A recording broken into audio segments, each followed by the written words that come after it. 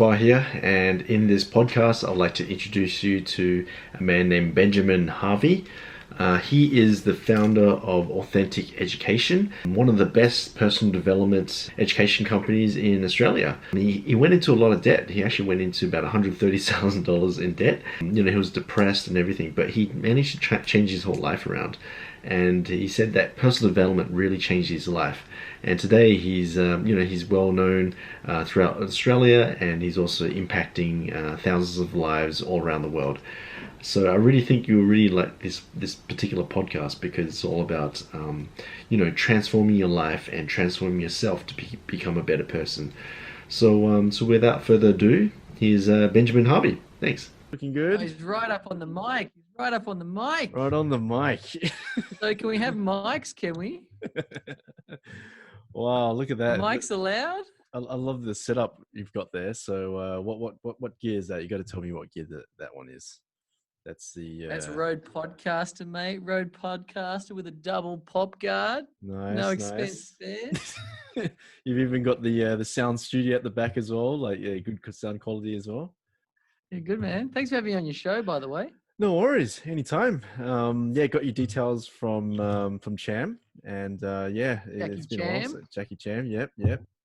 Thanks for setting up your time to do this as well. We appreciate it, mate. Yeah, my pleasure. My pleasure. Yeah. All right, but I'm good. You good? You good to go? I think so. Yeah. I've already started recording, so I can always do some edits and stuff. What? Anytime. Yeah. I'm kidding. Okay. I'll just keep just the first parts, and then that's it. Have you got your own podcast or anything, or are you planning on starting one? Or no, we're too. It's on the list. You know how there's a list? Yep. It's on that list. Yep. So it's just speaking and workshops. Is that's what you're doing? Yeah, or just speaking, workshops, coaching. Okay. We do a lot of online stuff, but yeah, podcasts are next year. We're going to get into it. Nice. Yep. And you'll be covering maybe like marketing or business and passion and everything. That kind of thing. Yeah, marketing, business, mindset, productivity, packaging. Nice stuff. Okay, cool. All right then. Well, I really appreciate your time today. It's been a while since I saw you. I saw you online. I saw what you're doing, and I met you through Cham, and I'm really excited to interview you. There's a lot of things I want to cover.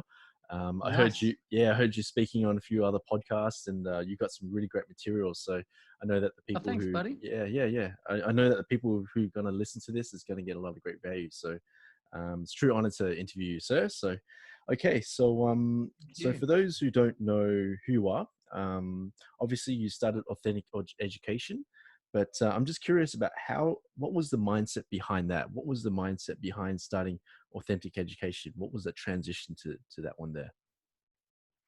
Yeah, I think when it comes to getting into the field of personal development and wanting people to find their passion and do what they love, I think everybody has to have, I don't know if it's a prerequisite, but I think you have to have some type of wound, I think the more I dig into it and the more I chat with people in this industry, it seems as though everybody's had something, some type of experience or trauma. Because a lot of our students say, hey, do I need to be traumatized to be successful?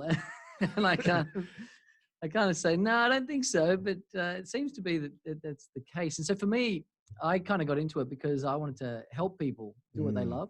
Yep. I found myself in my life for sure, struggling to find what I was passionate about. And when I was growing up, I had a few things occur in my childhood that weren't very pleasant, and a little bit of abuse, and that sort of led me on a bit of a path to find happiness and find clarity. And then I actually went through a whole bunch of mental illness for about 5.5 years and was chronically depressed, and I was heavily medicated, and I was getting hospitalized. And they let me out to do this podcast, which is good. But I went through a real journey of self-healing and transformation. And I came out the end of that and realized that a lot of the issues that I'd been facing in my life was because I wasn't doing what I love. And I realized that a lot of the mental illness that I'd been through and a lot of the traumas and whatnot, they're all kind of pointing me in a direction of telling me that I wasn't really doing what I was doing. Like I wasn't doing what I was meant to be doing. I wasn't doing what I was loving. And so when I realized all of that and I got into a personal development event that changed my life, I realized that I want to go help other people do the same. And so Yeah. for me, it was kind of a journey. And also my business partner, Champ Chang, he's been on quite a journey as well. And I think when you get to the other side of those big voids in our lives, those big traumas, you want to give back in some way and you want to help out. And so for me, I think it was just going through an interesting time, finding there was some solutions, some techniques, some processes, some ways to get back into alignment, get back into doing what I was born to be doing. And as a result of that, it led me to wanting to go out there and help people. Get through suffering and ease that sort of pain. Yeah. So you mentioned that you went through a bit of trauma. You went through a lot of trauma back in, when you were growing up, mental illness, but then you found that calling, right? You found that calling that, okay, you need to do something that you're passionate about. What was that thing that triggered it? Was it just because you were living a life that you just didn't like, and then you just decided, okay, this is it. I have to find something I love to do. What was that decision that you made at that point there? Yeah, well, for me, the decision point, I actually went to a personal development event. Oh, And wow. I'd never been to a proper one before. Cool. Sure, I'd been to like a Hay House conference and I'd seen Deepak Chopra and I'd seen Wayne Dyer, but I'd never been to one of these high energy rah events, where you just get all hyped up. And I went into this room and there's about 2,500 people in the room and they're all dancing on their chairs at the time. Okay. And I'd come out the back end of some depression. I'd been unemployed for about 5.5 years and I'd finally got a job. And I was sort of piecing my life back together, but I was pretty empty. Okay. And inside this event, I just learned all this stuff about neurons and how the brain works and gratitude and goal setting. And it changed my life. Like it really did, like a live event. And I'm sure a lot of your listeners out there have been to events or read a book or met somebody that changes their life. And for me, it was an event. Like something snapped at that event. It was a 3-day program. And I remember on the second day, the speaker did this technique and he took all of us in a whole room through this closed eye process. And halfway through it, I just had this vision of this big key, like dropping into the top of my head. Wow. And I'll never forget it. It was just the most bizarre symbology. Like it was just this weird thing. And I was like, what is that key doing in my Okay. And I just, for me, it felt like, I don't know, like something had unlocked or something clicked for me. And I remember I went back to work on the Monday and I just didn't want to work there anymore. I'm just going to quit. That's it. I'm done. I mean, I pretty much didn't want to be there anyway. But after this weekend event, I was like, that's it. I need to change this. Okay. And then funnily enough, I washed all of my white shirts with a fluorescent pair of yellow pants by accident. And so I couldn't wear my work shirts anymore. And I figured that was a good time to quit. So I quit because I had no shirts left to wear. Well, did you just call up the boss and say, "Oh, sorry, but I'm not going to come to work anymore because my pants, so just my shirts and everything, different color." I did. I said, "Look, all my shirts are yellow. I know you probably won't understand this, but all my shirts are yellow, and I got to quit." And the guy's like, "What?" And I'm like, "No, that's the real. I really got to quit." And so what job was it? Okay, I was a recruitment job. I was in recruitment. Okay. Yep. And so I worked there for another 4 months because I didn't just, up and leave. I gave him 4 months notice and slowly wound it up. But there was kind of that event followed by the fact that within a couple of days I dyed all my white shirts yellow. And I just kind of saw that as a sign. Like, I'm like, is this a sign, Yeah. Anytime you want to change something, you'll look for any sign. Yeah. Like your phone rings, that's a sign. So I figured that bleaching all my shirts yellow was the sign. Okay. And that's it. Then I got into it. I started coaching and I got into doing a lot of one-on-one work. And then I just got booked out doing that and was loving it. It was very inspiring. And then Cham and I worked together at some events and we floated the idea of starting up a training company. And that was 10 years ago. And that was it. Then we were into it. Wow, that's incredible. Yeah, I can see that. You're really passionate in the whole personal development space, and I can just tell from your voice that you speak from your heart. Not a lot of people can do that. Yeah, I can just see that.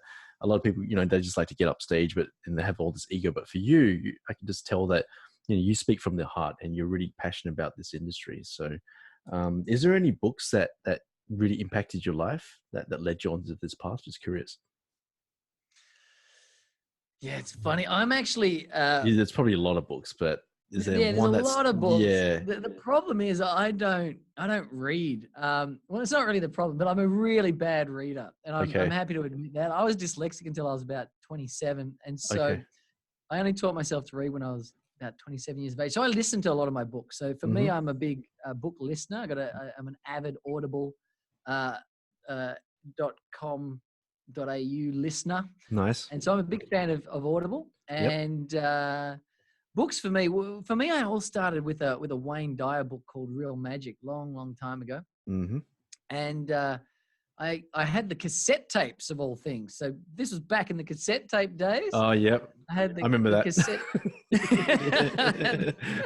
You have to say it, but yeah, I remember it. Yeah, yeah. So I had some Wayne Dyer cassette tapes, and I just played them on my Sony waterproof Walkman. Oh, yeah. And I just listened to him over and over and over again. I just kind of liked it. Like it was, I don't know, he was just talking this cool language, and he was kind of just sharing some great ideas. And so I got into Wayne Dyer before anything else. And then I started to digest a lot of Deepak Chopra stuff. But the book that really got me on my way was called Real Magic. Mm-hmm. And then after that, I kind of got into a bunch of different books. One of them, which was quite random, Mm-hmm. Wayne Dyer mentioned one of his books, this process of transformation that I became quite interested in. And I stumbled across a book by a gentleman called Victor Sanchez called The Toltec Path to Recapitulation. Wow. And so I picked that book up, had a bit of a read of it, and yeah, I found that quite a transformational book. And then things like Ask and It's Given by Jerry Nestor Hicks, that's a timeless classic in my mind. Mm-hmm. Yeah, so there's a lot of different books, and I find that generally speaking, for me in my career, I spend a lot of time studying influence. And like I kind of worked out a long time ago that if you want to help someone develop themselves personally, or if you want to help somebody grow, or you want to make an impact in someone's life, it all comes down to really just one thing. And you actually mentioned it right at the start of your show, and I was quite fascinated by that. I really liked the lead-in question that you had. Yeah, there. yeah. And it's about decisions, you know, it all comes down to decisions. And so I worked out that what you want to do is learn how to help people make decisions. And the more I looked into that, it's one thing to study coaching techniques and meditation and healing processes. But at the end of the day, you've got to learn how to influence people to make decisions. That's it. Like that's the end game. The end game is people make decisions and they take action. That's so anytime I break something down, I look for the actual most direct route to what is the result we're looking for. And so people listening into this podcast, for example, a lot of them aren't where they want to be, perhaps because they haven't made a decision yet and taken action on it. And the people that are listening in who are where they want to be, they can look back and reflect and realize, far out, it was all the decisions I made and all the action I took. That's what did it. So I said, that's all I want to study. I just want to study how do you get somebody to make a decision that changes their life.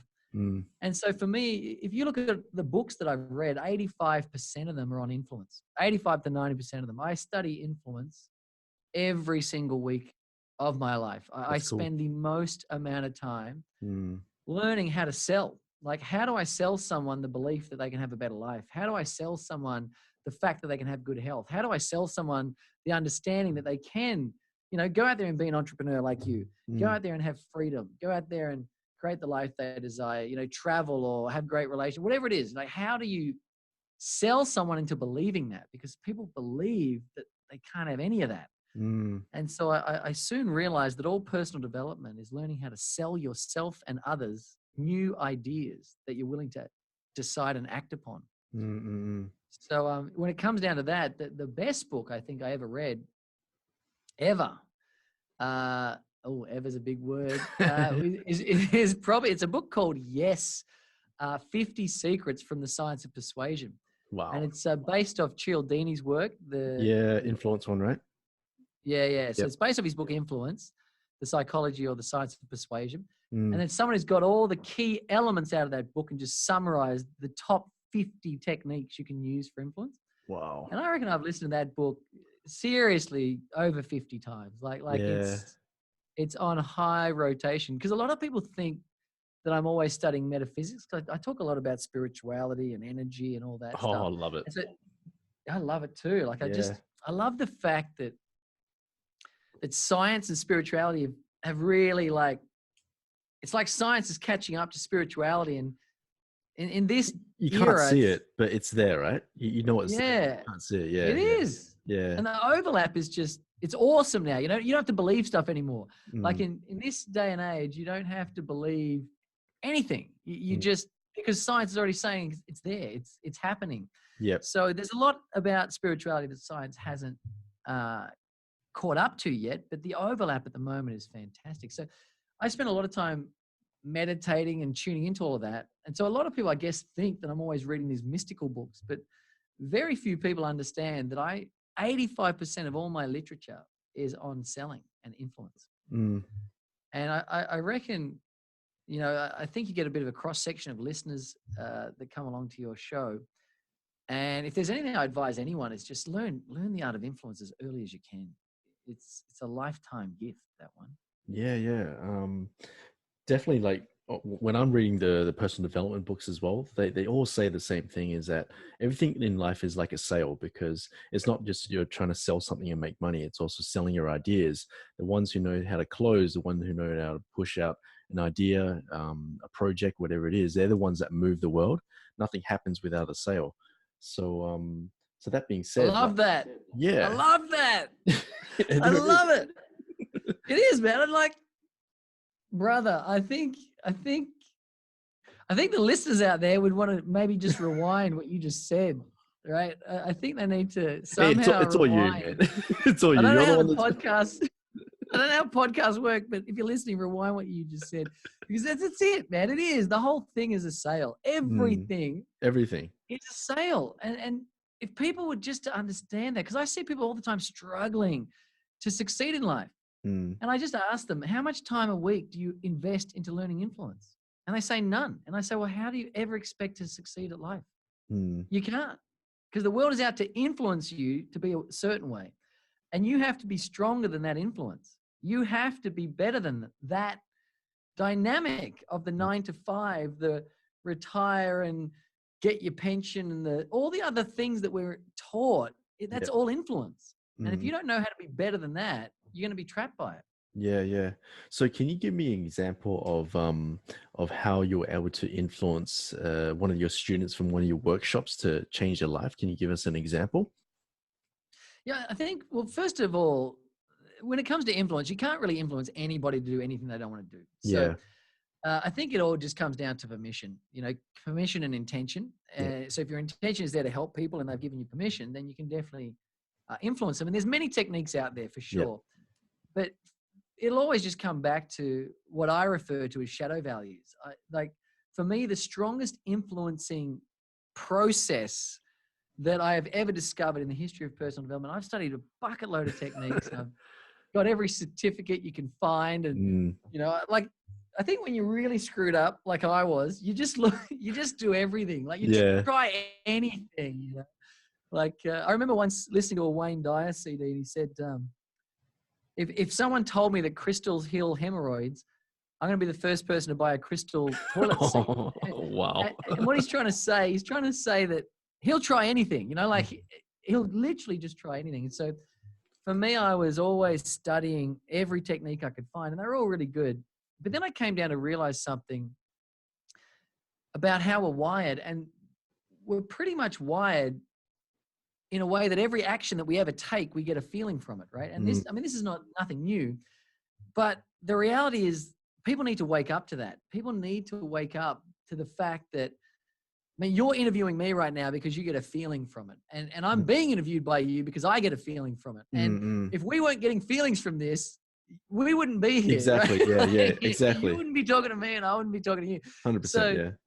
we're exchanging because I get to talk to your community and I get to be on your awesome show. So I'm grateful to be here, and Mm, you're enjoying your podcast and you're building your brand. And so we're both getting something out of this, right? Like mm, mm, there is an exchange happening here, but deeper than that, there are very specific feelings that we get, like mm. almost like food. So we're getting fed a certain food right now, and it's understanding what is your favorite type of food. Like, what are the feelings that you really go out there and devour on a daily basis, and then finding a lifestyle that gives you more of those things. So for example, there are people out there that love attention, right? And so they just love having attention. That makes them feel really good getting attention. And Yep. so they can go and become actors all of a sudden. And all of a sudden they're getting this attention from the world and they feel fantastic and they're on purpose. Yep. But then there are people that like to feel smart, like I'm one of these people who likes to feel smart. And so I make sure that I do things that help me feel smart because feeling smart feels good to me. Mm. And if we trace back our mind all the way back to our childhood, before the age of 10, we'll often find that there are imbalances in feelings that we weren't getting. Mm. And we then seek that for the rest of our lives. And then really to be on purpose is to find careers that give you the feelings that you weren't getting as a child and then do that for the rest of your life and you'll feel fantastic. It's so ridiculously simple when you really think about it. And the more, we've had 45,000 students come through our programs and we just find that the more we work with people, the simpler it is. Like everybody just wants to get a concoction of feelings. They just want to feel certain things. And as long as people are honest about those feelings, it's very easy to influence yourself to do things that you want to do.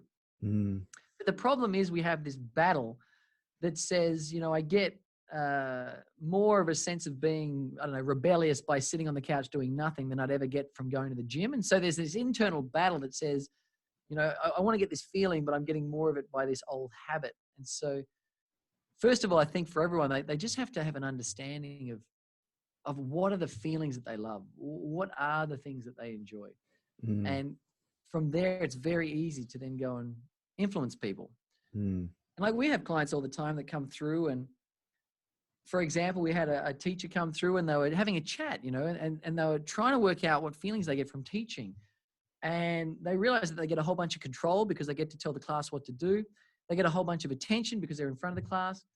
And they get this sense of superiority because they're sharing this information. And so they get these three feelings all the time. And once we understood that about that client, we could use those feelings to then transform other areas of their life. Like they wanted to get fit. So we work out, how does getting fit make you feel more smart? How does getting fit give you better attention? How does getting fit give you more control? And as we were able to map the activities across the feelings, we're able to get them to start to make change. So to sum it up, I think the easiest way to influence anybody is to find out what feelings they truly love and show them how they can get more of them. Yep. And that's really the secret, I think that's that's the summary of all of it, in my opinion. That's the most powerful transformations that we see in our programs is when people are honest about the feelings, but people aren't honest because they got a whole bunch of shame and guilt, Yeah. No one wants to sit. I wouldn't jump on your podcast and say, hey, thanks so much for having me here. I'm only here because I want to feel smart. And you're like, yeah, I'm only here because I want the attention of my brand. We wouldn't say that, right? No, because it would feel weird. But underneath it all, there's a truth to that. And so people are ashamed and they feel guilty and they don't admit that they want things in life. And this is what kind of slows them down because they've been taught to I don't know what it is, but for some reason we have shame around it. But there is a fair exchange that takes place that people need to understand. And so I know that when someone's teaching and they've got control, the classroom gets the benefit of being in a classroom that is under control, so there's always an exchange between things. And so I think if people were honest with themselves and they understood what feelings they like, they'd definitely be able to influence themselves a lot faster. Yeah. I think what you said is spot on because I truly believe that if you don't feed your passion, if you don't do something that you're passionate about, then you're just going to just suffer throughout your whole life. It's like food, you have to do something that you enjoy doing. Like that's the reason why I'm doing these podcasts because it's just, there's no, I'm not making money or anything off it. I'm just, just doing it because I love meeting new people like yourself and learning things from you as well, from other people. And it's just what keeps me going. So I think what you said there is what feelings do you get? Like when you're doing a podcast, what is it underneath all of it? Like what are the feelings you get when you're podcasting? The feelings I get is, I can pick things up from people. Like I really like seeing people when they reveal things and when they share what they've learned. And I really enjoy seeing that. And I like seeing transformation. I like hearing stories about how people started from doing, from nothing, then they built this crazy empire or whatever they've done. I love seeing that, and that's the feeling that I get. Yeah, I just love meeting new people and just learning a lot about them as well. So it's just amazing, and just seeing people grow. So my personality type, I'm an ENFJ, so that's an Mhm. extrovert, intuitive feeling, and bit of judgmental person. So yeah, I think you're a very intuitive type of Nice. person as well. Or I think you're very intuitive. Yeah. Yeah, for Yeah, sure. yeah. I think, and that's it. That's based on everything you've said. We'd say that you're on track. Like you're in alignment with your values, because this podcast feeds all those needs. It just Mm, it, mm. it hits it perfectly. You've Yeah, got, yeah. I so get to no one meet has to people, and motivate you. no, no, no. I'm just gonna do this for the rest of my life. So yeah, yeah. Just like Yeah, Just get really excited when I meet people like yourself, and just hearing your story, and just learning, just gaining wisdom as well. So, and just sharing it with other yeah, people, and then when they hear it, and when they go ahead and apply it in their lives, they come back and they say, "Oh, cool, I heard that podcast with you and Ben. That was amazing. I did this, blah blah," blah. And it's great to see that. So yeah, it's a mm. good feeling. Yeah. Yeah. I love that. Mm, I think whenever we're working with people, we always like to work out how to get them on track. Like we've got a saying in our company that you got to get on track and then have a crack. And mm, most people are having a crack, and they're totally off track, and they're mm, wondering why life is so hard. They're doing all the right things, but they're doing mm, them on the wrong track, and so the values track that we talk about in our company, it's sort of an acronym that mm, identifies what people love to talk about, what they research, what skills they act upon, what they contemplate, and what they know. mm, And so it's talk, research, act, contemplate, and know. And we just look down at those 5 areas. And in a very short period of time, you already know where people are allocating all of their mental space. Within a matter of seconds, you can know whether someone's on track or not. And, and, mm, and then you'll know whether they're going to be fulfilled, enjoying their life, but also you'll also realize that they're going to be better at manifesting. They're going to be better at being resilient. They're going to be better at mm, being relentless. mm, They can't live up to your podcast name if mm. they're not on track. That's the Yeah. thing, that they've got to be able to get on track. And you'd be amazed how many people are off track. You meet these people and you say, what do you love to talk about? They go, oh, I love talking about spirituality. What do you research? Oh, I love researching healing. What are you always practicing? What are you upskilling? What are you acting on? Oh, I'm always meditating and Mm. doing my Reiki sessions. And what do you contemplate? Oh, law of attraction. What do you know a lot about? Oh, everything to do with healing. What do you do Mm. for a living? I'm an accountant. What? What are you Why? doing? Like, why are you an accountant? What are you doing? It doesn't make any Yeah. sense. Yeah. How can you have all this happening inside your brain and externally you're going to an accounting job? What is going on? Like, Mm, it's mm. crazy how out of alignment people are. It's full on. Yeah, yeah. Well, there's a lot I want to ask you about that one, but I think the first thing that pops up is I remember what you said in earlier podcasts, is that you said date your passion. I really love that phrase, date your passion. So could you explain a bit more about that one? I think you just touched on a bit about that one as well just then. Yeah, I think to find what your purpose is very Mm. quick. Everyone's mucking around thinking it takes a lifetime. It's Yeah. 5 questions and you're pretty much in the ballpark, and then you refine it. Okay. So let's just say hypothetically that I've gone through my 5 questions. I've looked at what I love talking about. I mean, because let's face it, when we're having a conversation, you're going to try and guide it in a certain direction. And there are Mm. conversations that bore people and conversations that make them feel alive.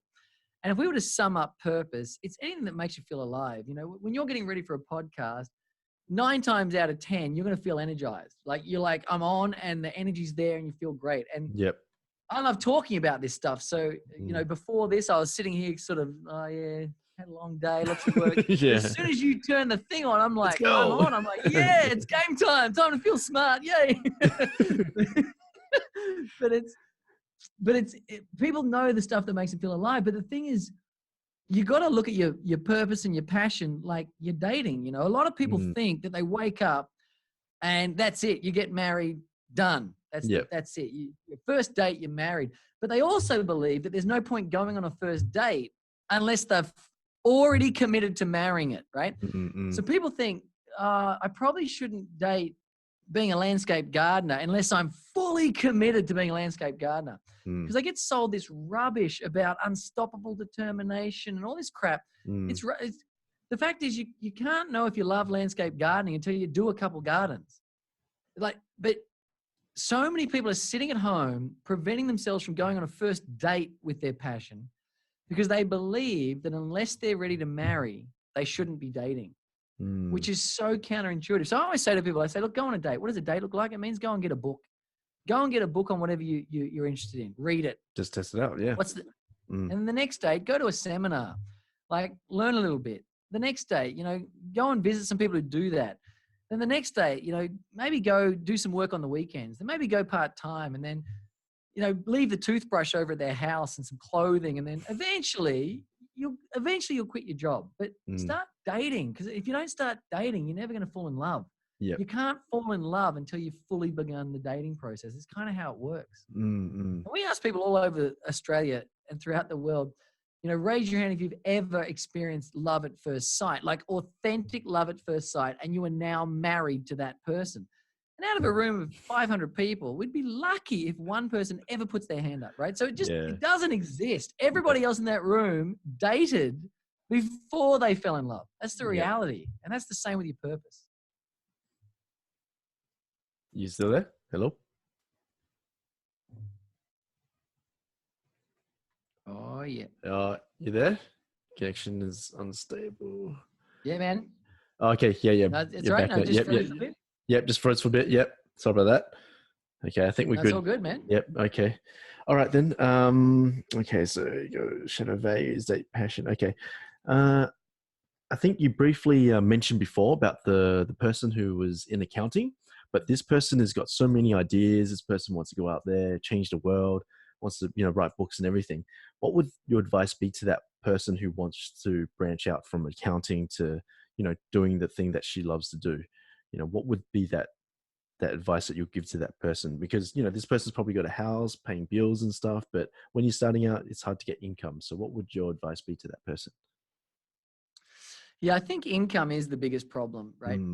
If people had a significant cash cushion, then chances are a lot more people would make that step.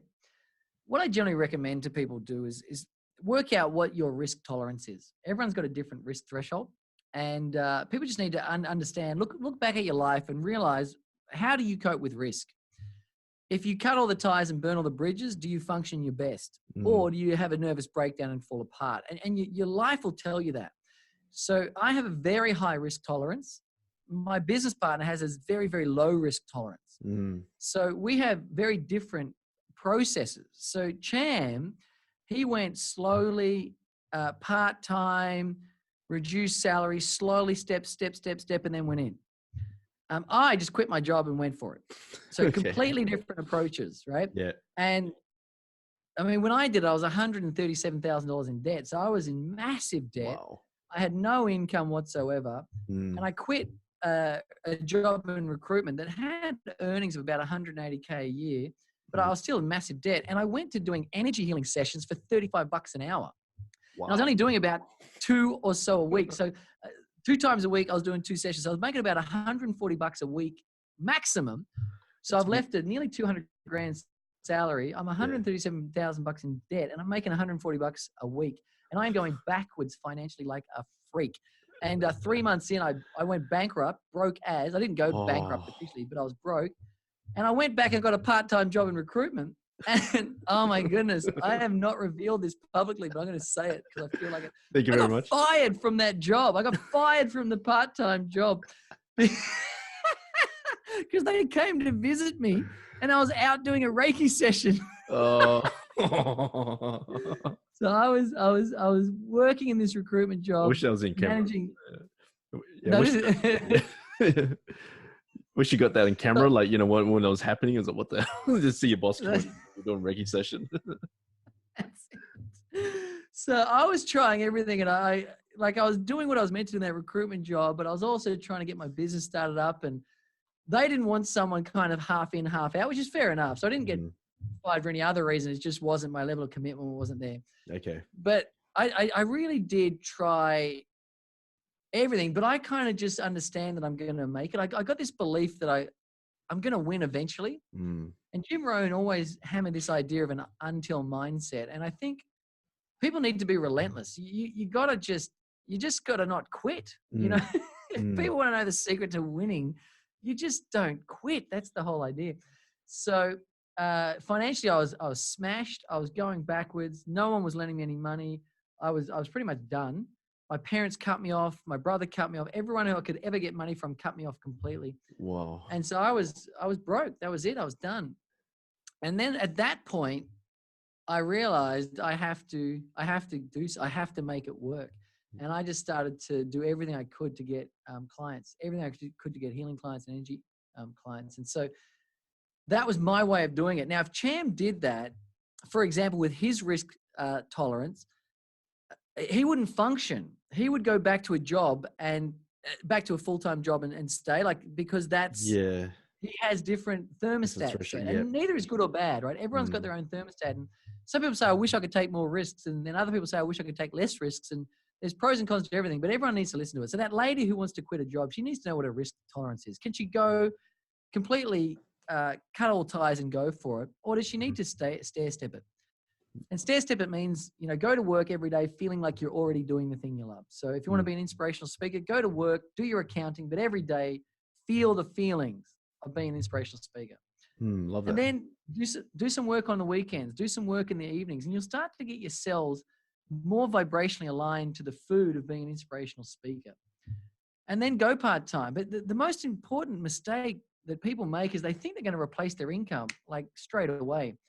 Don't try to replace your income. It is the absolute rookie mistake.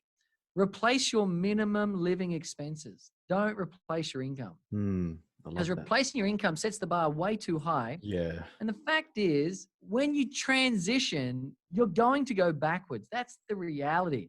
But people are programmed to believe that every time I change jobs, I'm going to get a pay rise. So every time I get an interview, I'm trying to get that extra $5,000 or something.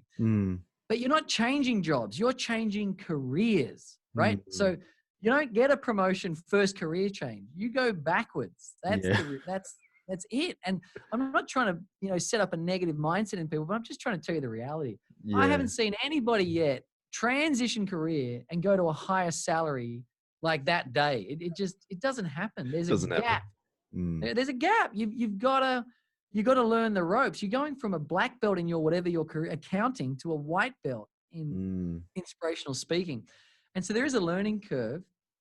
And there's an accelerated way of doing it. I was pretty fortunate to be able to go to 120K in my very first year. So I transitioned and went to 120K in my coaching business first year round. And I was just pretty lucky by following a lot of the steps, but I struggled for 9 months. I was broke, taking part-time jobs. I didn't even... Part-time jobs, okay. What was it? I went back and I dish pigged in a kitchen. I've never told anybody this. Oh my goodness. All right, everyone listening to this podcast. There we go. Not that anywhere. That's going to be on the highlight reel. I totally forgot. I would totally dish pigged in a kitchen in an Italian restaurant. Seriously. For Love it. $10 or $12. I don't know what it was. I pretended like I was there just to help out, but I was there. Well, it's for a friend, so just trying to pitch in. Exactly. I was trying to just play it cool, but I was literally washing dishes in this kitchen. And that was something I swore I would never do again in my life. So it's really important. And then about the 9th or 10th month, I got a massive corporate client that paid me $120,000 for a 3-month gig. And so it was the most amount of money I'd ever earned in my life, but it was 10 months of hell. And so it's really important that people start to understand that there is going to be a trough.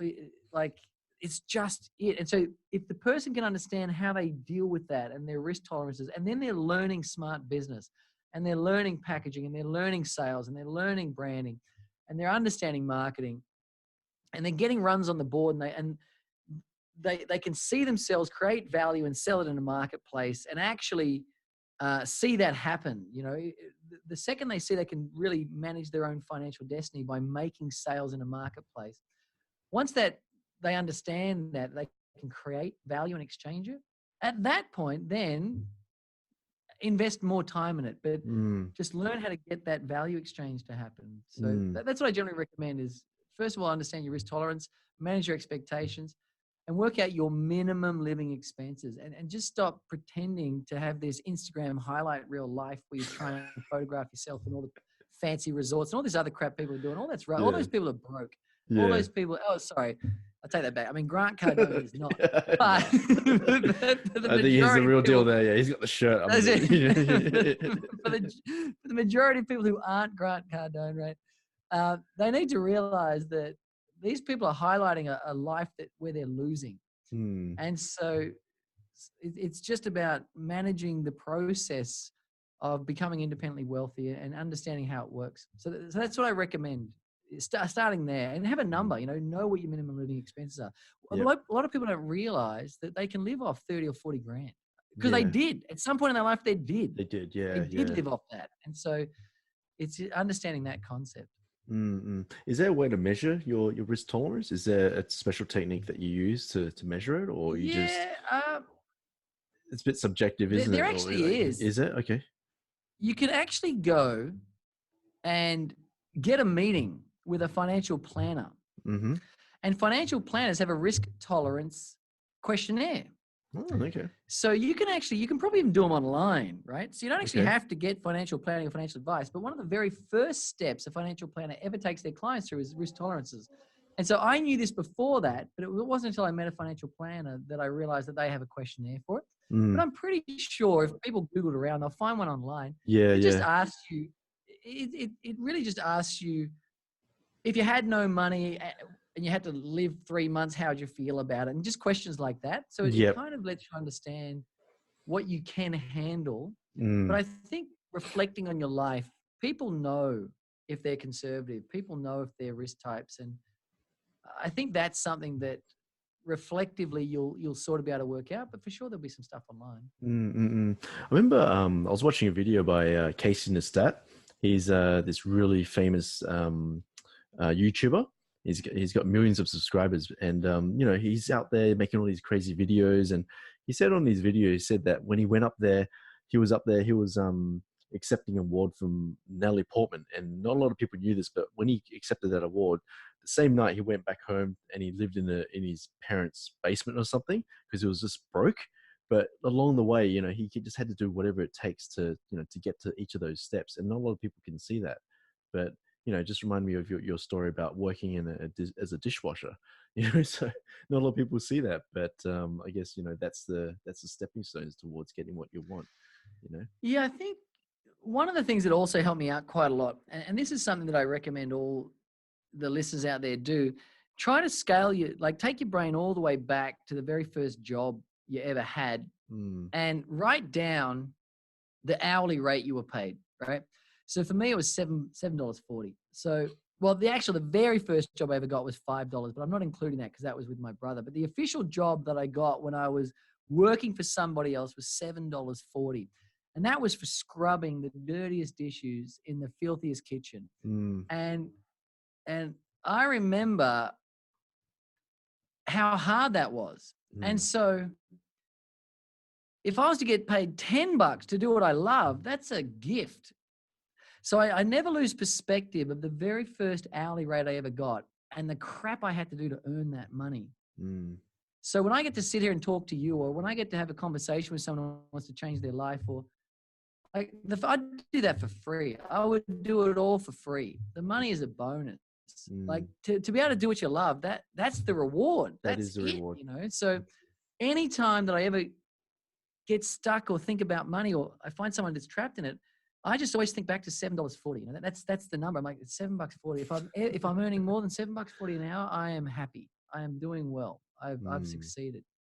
And so I just keep things in perspective. I just stay grateful from there. And it's weird nowadays that I've created wealth and I've built companies and got real, now that I've become whatever the self-made millionaire thingy, I don't think my life's any different, There's often really, Jim Rohn would often talk about this, and I never really got it until I ended up building quite a large amount of wealth. And I realized that you don't really change. It just makes you, Jim Rohn would always say that money just makes you more of who you are. True. And he'd say, if you're an absolute prick, you're just going to be a bigger prick. But if you're just a normal person, having a pretty basic life, you're just going to become more of a normal person having a pretty basic life. And I look at Chan, my business partner, and I realized that nothing's really that different. Like maybe we might drive a slightly nicer European car and maybe a slightly bigger apartment, but there's not really anything that's that different, you know? So Mm, people often think that this whole world is going to open up and everything's going to change, but at the end of the day, it's what's happening internally is more important. That's, mm, you know, are you fulfilled? That's way more important. All the money in the world. I meet a lot of people, a lot of wealthy people that are just unhappy. yeah, yeah. So are you doing what you love? That's the most important thing. Mm-mm. How about I'm curious about your mindset on how you take on those frustrating times, because a lot of people who are going after their dreams, they're going to have all these issues, right? They're going to come across all these challenges. They're going to be washing dishes. I've done the same thing as well. I remember just mopping the floor, wiping tables and stuff, pulling rubbish bins. I did that a long time ago. But yeah, like how do you cope with those frustrating times? When you're down in the dumps, like is there a thinking process that you go through, or what? Like, are you grateful every day? Do you write down your goals or something? Some people have their own little techniques. Yeah. So I used to use a lot of techniques. Mm, So I think when anyone wants to sort of model an outcome, you've got mm-hmm. to model people where they started, not where they are now. And a lot of people make that mistake. A lot of people see people where they are now and go, oh, I'll just copy what they're doing now. Okay. But copying what they're doing now doesn't get you to where they are. It's not the reality. Mm-hmm. And so for me, a lot of the transformation that I went through, a lot of it came back to consistent early morning meditation. Mm, So getting up at 4:30 in the morning, meditating for an hour, hour and a half, 2 hours every single morning, just relentlessly meditating. So that was a big thing. Every night before I go to sleep, to this day, for at least 12 years now, every single night, right before I go to sleep, I imagine exactly what the one thing that makes everything else possible. See, everyone has a one thing. And I call it the final five. So the last 5 minutes before I go to sleep, I imagine just one thing. And the one thing I imagine is speaking to rooms full of people. Because I've wow. worked out that that is the one thing that makes everything else in my life work. Because if I'm speaking to rooms full of people, then I have to be healthy. I've got to have good energy levels. Mm, I've got to be educated. I've got to study. I've got to have good family life. I've got to have good connections. I have to have a certain level of wealth to be able to travel to the destinations to give the talks. So everyone, there's a mindset coach out there. His name's Jim Fallon, and he is a coach that coaches peak performing athletes. And he says one of the most important things a human being needs to work out is to define the essence of their craft. Like work out the one thing that makes everything in your life work, right? And for a lot of people, it's actually going to be their career if they get it right. Because the career is one of these things that if you go in a business for yourself, you can actually have an incredible level of control over that area of your life. mm, And because you do it so often, so many hours a day, a lot of people who are out there doing what they love, they're doing 8, 10, 12, 14-hour days. yeah. You're spending a lot of time on that. And if you can find that there is something in there that gives you that feeling that you want, and that's the one thing, then my advice is imagine that every night of your life and do it right before you go to sleep. Because what that does, it sets you off to sleep, not only feeling grateful, but gearing up the mind to generate more neural networks to support more of whatever you imagine right before you go to sleep. Mm, So Wayne Dyer got me onto this, and I've just done it every single day. So every night before I go to sleep, I imagine rooms full of people and that I'm speaking to them. And I've found, and sure, I imagine my family and my kids, and I do all of that sort of stuff, but the core thing I imagine is that, because I've learned over the years that if I just get that right, everything else in my life works. mm, I just got to get that absolutely right. mm. And so a lot of people are trying to get a balanced life and they're trying to get every sector to work. And I have not met a single peak performer that has every area of their life working. It's an absolute farce. And whoever tells you it's not is lying through the teeth. And I have met thousands of people. I have not met one person that has every area of their life working. It's What I impossible. have found, though, is people that have got one area of their life. It's Mm, impossible. mm, I've found people that get one area of their life and they make it exquisite. And then that permeates every other area of their life. mm. And that's the key. from what I've discovered, that really is it. So I meditate in the morning. Well, I used to. I don't do that so much anymore. Yep. I do the final 5 at nighttime. And then it's just really knowing yourself, understanding your patterns, knowing when you need a break, knowing when it's time to just sit on the couch and eat an entire pack of Tim Tams, watching 7 movies in a row. Like, just know when that day's meant to happen, and don't resist that day. Everyone's trying to be on and brilliant and perfect because we keep getting this highlight reel on social media. Yeah. We're confused, And the fact is, I know when I need to crash out. I know when I need to not get out of bed. I know when I need to just sit and watch a movie. I know when I need to binge out on chocolate. I know all that. Yep. And so just knowing your patterns and knowing your rhythms, because the biggest issue is that people just burn themselves out. Yep. Because they're not willing to listen to, what their body's trying to tell them. So I think when you have those issues in business or life and it gets you down, you got to know when to rest. You got to know when to have a 1-hour bath. You've got to know when to go for a walk in the forest. And you've got to do that. You've got to learn what it's referred to as personal medicine in shamanic practice, where you know your own medicine. And I studied shamanic practice for about 3.5 years. And as I was going through it, a lot of it was learning, what is your medicine? Is it going to a cafe with a Woman's Day magazine and reading it cover to cover? Is that it? Like, is that your medicine? If that's your medicine, then take it. Is your medicine, binging on the Simpsons episode? Well, if it is, take it. Is your medicine going for a long drive? Everyone has their own unique medicine, but people are unwilling to administer it because they just don't give themselves the opportunity to say, hey, I've got to, there's peaks and troughs in life. I've got to ride energy waves. We've got these circadian rhythms throughout the day, but we've also got circadian rhythms that go through our whole life. We all have highs, mediums, and lows. So knowing how to ride that's really important. And then really being able to find benefits in anything that goes wrong. So as soon as something goes wrong, try and see the upside. Like, what is the benefit? Like, you get a flat tire. Well, what's the benefit? Well, you get to practice changing a tire. Okay, cool. So I found a benefit, and it starts to help out. So I found those: meditation, visualizing, knowing your cycles. Nice. And then being able to just see the benefits as soon as you can, as early as possible. Nice. How about like a morning routine? Do you have like a specific morning routine that you practice every morning? Well, I guess there's 2 sections to my life. There's before kids, and then there's after kids. Okay. You got kids now, yeah?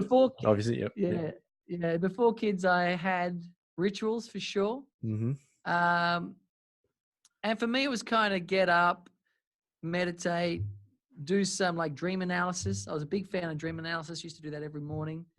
And then from there, go through my to-do list, get clear on what my steps were for the day, then close my eyes and imagine that day unfolding. There's a great saying out there that says, don't start the day until you finished it. And then I'd set my intention. I just write down my intention on a card, and then I just stay pretty true to a fairly dynamic style to-do list that we created in our company that I use for most of my mornings. I mean, still to this day, I have the to-do list section, but the mornings are a little bit more disjointed because one of my daughters gets up and then wants to read books, and then we want to play games or do some Play-Doh or whatever it is. But as a general rule of thumb across the board, just don't turn your mobile on for the first 2 hours of waking up. That's like, if you want to have a better life, just don't turn your mobile on for at least 2 hours. Love it. Because you can just that's what I recommend to everybody. Yeah. You just be on reactive mode. Yeah, you got no control of what you're going to see or what you're going to read. And so that stuff goes so deep into your brain. I mean, a minimum 30 minutes for sure, just because you can't control what you're about to see, and that's going to jeopardize the whole day's intent. Yeah. I remember I used to like, as soon as I wake up, I just roll over, turn on the phone, then I'm on social media, and then found out I just feel like depressed because I'm just seeing all these stuff just in my face. I'm like, oh no. And then I just stopped doing that completely. And now I'm just like, no, I'm just gonna leave it there and just go off, do my thing, write my goals down, and do some meditation and stuff. And you just feel so much better, isn't it? You're just more proactive and stuff in life. So yeah. I think it's kind of, I mean, for the listeners out there, no doubt you've had a break from social media. And one of the first things you'll notice after you've had about a 2 to 3 day break is you actually feel happier. You actually feel happier. It's really so true. Weird. Like instantly you feel happier. So if you feel happier from taking a break, then maybe take a break every day just for the first 2 hours of the day. And that would definitely be a recommendation. And I typically avoid the news. I really don't watch the news. I don't look at it for any reason. I don't read newspapers, and some people think that's weird, but I don't know. It works for me as well. I think it's weird watching the news. Like it's just all bad news. I mean, the news is one of those weird shows that says good evening and then proceeds to tell you why it's not. And it's just this bizarre, it's just this really bizarre thing, like, anyway, it doesn't make sense to me. Yeah. Okay. And I got another question is, do you believe in New Year's resolutions? By the way, this one's a specific question. Yeah. New Year's resolutions. Not really. I think anything you can use to your advantage, use it. There's a concept called utilization, and utilization says no matter what happens, use it to your advantage. And this is where the most successful people are the ones that are flexible. Bruce Lee would always say, be like water. And that's the reality. So if you can use anything to your advantage. So a lot of people use the energy of a new year to get them across the line, to start something. But the problem is they don't follow through because they don't bother to do the work of linking up their shadow values. They don't bother to do the work of linking things together. And so New Year's resolutions, you're going to find 99% of the people within the first 2 weeks have already broken it. So New Year's resolutions make people feel like failures very quickly. What I'm a bigger fan of is habits. I'm a much bigger fan of habits. I'm a fan of just creating habits in your life. And so rather than setting these massive New Year's resolutions, just baby step stuff. Habits are actualized neural networks that are insulated with a substance called myelin. And if people listening out there study myelin, you'll learn that that's the key to everything you want in life. If you know how to create myelin and you know how to insulate your neural networks, skill is nothing other than neural networks that have been myelinated, insulated, so you can travel down them more effectively. And so if people really want to know the secret to success, it's to build neural networks and insulate those neural networks inside your brain. Get those neurons, those thinking cells, link them together, and then insulate them over and over again with a high amount of traffic down those networks. And then slowly you'll get what you want. So the secret is to find habits that produce goals. Like if you want to be an international best-selling author, then you should have a habit of writing 1 page a day. And if you do that, you'll eventually have a book. But people say, I'm going to have a book, that without developing the habit, they're never going to get there. So I'm a much bigger fan of wherever you are, whatever day it is, just start the habit of what you want. That's going to be a lot better for you. So do I set a whole bunch of New Year's resolutions? Not really, but I do set up a goals sheet, a 1-pager, that I get clear on what I want out of the year and I get clear on what my intention is.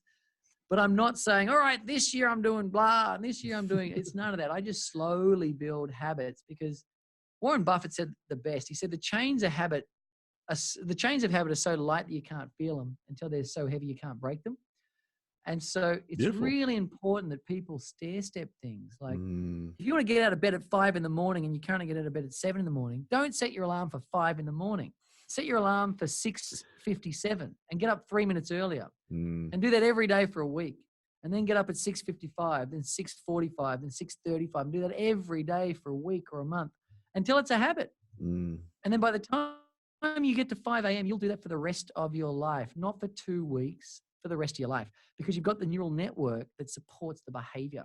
And people keep trying to escape neuroscience. They keep trying to think they can shortcut it or something. But you've got to work with how your biology functions. And there's ways of speeding it up for sure, but you can't just ignore it altogether. And so New Year's resolutions is a lot of people pretending that their actions, their motor functions aren't driven by neurons and neuropeptides and myelin, and they're trying to ignore that. So I think there's a magic to it. But you would have known in the podcast, you know this, that everyone you've interviewed, they all put in the effort. They all developed the skill. No one shortcut anything. It's all those. No one did it.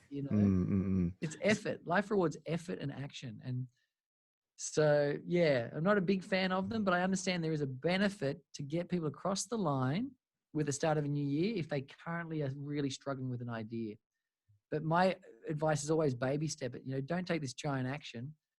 I just say little steps and just build on them. And eventually they become big steps, and then they become so strong that you simply cannot break them.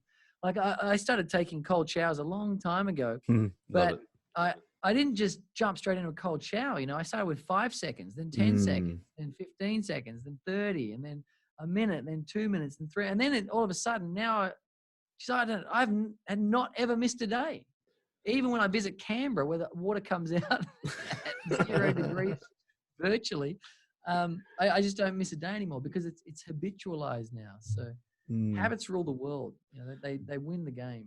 Love it. Absolutely love it. That. Yeah. I'm actually starting a new habit where I actually just gave up coffee. So Nice. last week I made a decision. That's it. I'm not going to drink any more coffee. So it's been about 4 days so far. And Nice. I'm going through all the withdrawal symptoms, and I was just praying that I'll get through this podcast and be able to do it well. So Coffee's a really interesting one. It's so interesting. Yeah. Just watching all these people. Everyone's got opinions, and it's tricky. It really does hijack your brain. It makes you more alert and energizes you, but it can really crash you as well. So I think Tony Robbins, he doesn't have coffee. There's a lot of like big celebrities who just don't drink coffee. I'm really fascinated by that. So I really want to try that out and just see, what would life be like without coffee? So now I just don't drink coffee, and that's going to be my habit, and I'll see how far I can take it. Nice. Yeah. Well, I heard a great saying a long time ago that coffee borrows energy from the future. And as long as you're willing to go into debt for the coffee, then it's okay. So, but you got to realize that you're creating a debt. Yeah. Because the way that it blocks those receptor sites to give you that sense of alertness, they have to correct themselves at some point. So, every time you drink a coffee, you definitely go into deficit. For sure you do. Nice. I'd love to hear how you go with that. Yeah. I think, when you switch off coffee, and definitely when people switch off sugar, far out, the whole world changes. Definitely. All right. Okay. So another question is, this is one of my favorite questions, but let's say that there's a time machine in front of you, and you go inside a time machine, you press a button, and you to go back maybe about 10, 15, maybe even 20 years, what would you say to your younger self?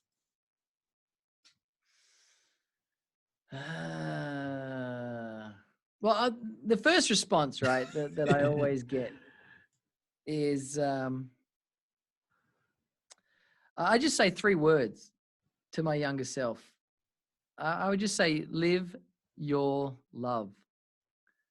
And I wouldn't get back in the time machine until my younger self understood that when you do what you love, you're still going to have bills. When you do what you love, you're still going to get sad. When you do what you love, you're going to be depressed every now and then. When you do what you love, you're going to have anxious moments. When you do what you love, you're going to be scared. But when you do what you hate, you're going to be all those things as well. So you may as well experience all of those things while doing what you love instead of doing what you hate. You know what I mean? Like, Love that. You're going to have bills. You're going to be in debt. You're going to have your heart broken. You're going to have illness. You're going to have all this. You're just going to have it, right? Maybe. I don't know. But at some point, you're going to have things happen in life. You may as well be doing what you love while they happen. It just makes it easy to deal with it. So live your love is what I would tell a younger version of myself. Yeah, because I think that's the most important part. Because this is what I love about talking to you is that you really make sure that your listeners get the reality that your whole world doesn't become magical because you're on purpose. If anything, it becomes harder. It's more challenging, like the challenge is so worth it. Like I work harder than I've ever worked in my life, but I don't work because I love what I'm doing. So I don't even call it work. But if someone was watching me, we're sitting on a podcast, When we're doing this, it's nearly 11 o'clock at night. We're still talking about our passions and stuff. So that's it. I didn't know if I was allowed to tell the time. It's 11 o'clock at night, right? And here we are. Yeah. You go talk to your mates, they'll be like, what? Nah, mate, I was in bed, mate. What do you mean? I wouldn't be up at 11 doing an interview. What do you think? So But I mean, you understand that life is not easier when you do what you love. It's more rewarding, but you definitely put in more effort. That's for sure. I think people need to learn that. I think people need to understand that the currency of success is effort and skill acquisition. And if they're not willing to do that, then I know this is not very motivational, but people need to slap themselves and wake up, because they believe that stuff just comes to them. Like they just get stuff. It just doesn't work. And I'm not trying to crush anyone's dream listening in, because I'm a massive fan of the law of attraction. But what I have found is the law of attraction works significantly better for people that have skills in the area of what they're trying to attract.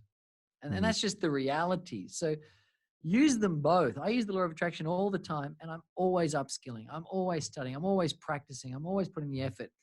So do them both and you'll get it. But sitting at home on a milk crate, imagining you're driving a Ferrari, thinking that you're going to wake up and there's a Ferrari in your garage. Seriously, that's insanity. It's bizarre. It's crazy stuff. That's why the word, the balance, and the yang. That's why the word attraction has got the word action in it. So, you got to take action. I love that. I love it. I remember Wayne Dyer used to always say, never forget, attraction ends in action. Wayne Dyer said that? Awesome. Yeah. It was just, I remember he said it. And when you said it, I was like, yeah, that's one of my favorite comments. I think you delivered it better though. I just came out there. So, oh, wow. Okay. So, how can people get in contact with you, mate? Is there websites or social media? Oh, yeah. Our website's pretty simple. It's just the word authentic.com.au. They can't. Okay. Pretty difficult to get that one. Authentic.com.au. But what we do is we put something special together for your listeners. So, authentic.com.au/relentless. Cool. What we have is some gifts and some tickets to some free tickets to some events and awesome. a whole bunch of stuff there. So for tuning in and listening, if they go to authentic.com.au/relentless.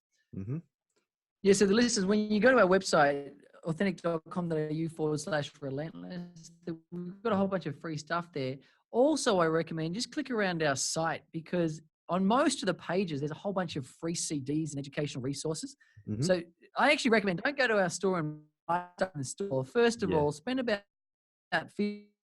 stuff on the store can be found for free inside our web pages. So click around and just download as much as you can, because we give away pretty much everything on our site. So you'll find stuff on marketing, sales, presenting, meditation, biology, productivity. It's all in there. So there's heaps of free stuff. But if they go to /relentless, they'll be able to get some stuff. Awesome. Really appreciate that. No worries. Well, Ben, I really appreciate your time. And you're sharing some amazing wisdom with us today. I can really sense your passion and you love what you're doing. And I know that you're going to be out there. You're going to be influencing millions of people around the world. And I hope to see you soon in person. And I wish you all the best for your future endeavors. And I know that you'll always be out there standing in front of stages in front of thousands of people around the world, and sharing your message to live your passion and live their dreams. So appreciate your time, and thank you. Thanks for having me on your show, man. It's been an absolute blast. I really appreciate it. Thank you. No worries. All good.